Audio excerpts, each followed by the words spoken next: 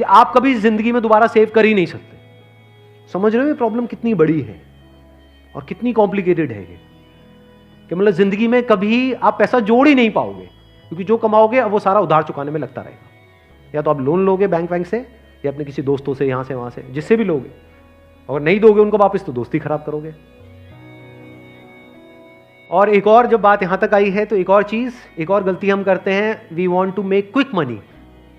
उससे हमेशा बच करके रहो। जहां भी क्विक मनी की बात हो रही हो, भैया इतना पैसा लगा दो, इतने टाइम में इतना पैसा मिल जाएगा, ये हो जाएगा वो हो जाएगा, वहां से भाग जाओ, उल्टे हो जाओ और भाग जाओ वहां से, रुकना मत गलती से भी। ऐसी बहुत सारी स्कीम्स चल रही हैं मार्केट में, अनलिमिटेड, और करोड़ों लोगों ने अपने पैसे गंवाए हैं इन चक्करों में।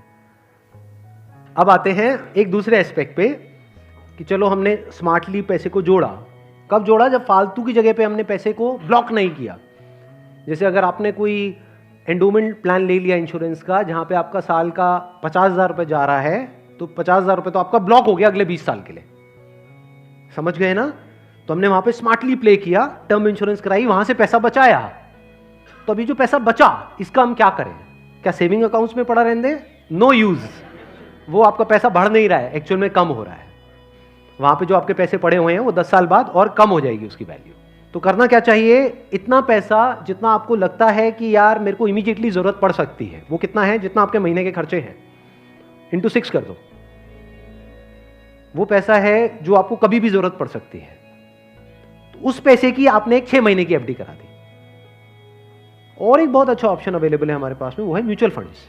म्यूचुअल फंड्स पता है सबको क्या है? कितनों ने ऑलरेडी इन्वेस्ट किया हुआ है म्यूचुअल फंड्स में? बहुत कम लोगों ने। क्यों नहीं किया हमने इन्वेस्ट?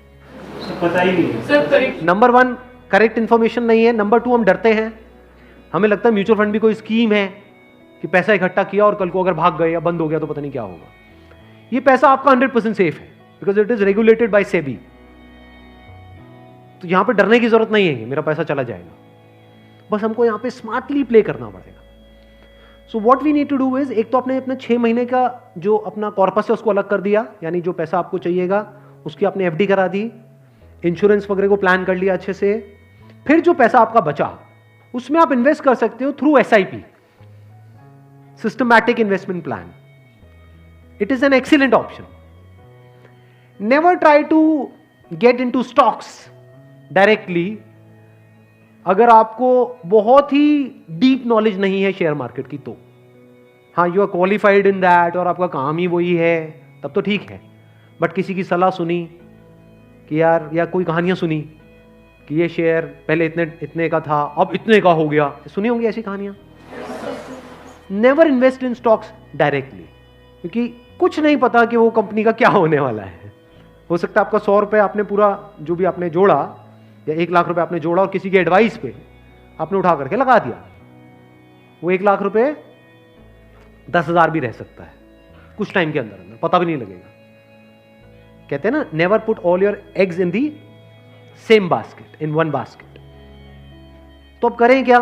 क्योंकि अब प्रॉब्लम क्या है, इन्फ्लेशन अगर है 6% का और एफडी में आपको मिल रहा है 7%, तो अल्टीमेटली आप कितना कमा रहे हो?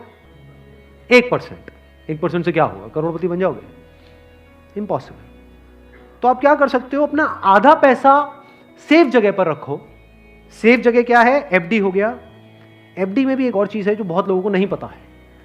वो क्या है कि ऐसे, एक तो है बैंक में आप एफडी कराते हो, एक है कुछ कंपनीज है जो क्रिसिल से या इकरा से, ऐसे ये कुछ ऑर्गेनाइजेशंस हैं, वहां से AAA रेटेड है। AAA रेटेड का मतलब होता है highly secure, as secure as a bank. वहां पर अगर आप एफडी कराते हो तो आपको 9% तक का इंटरेस्ट मिल जाता है।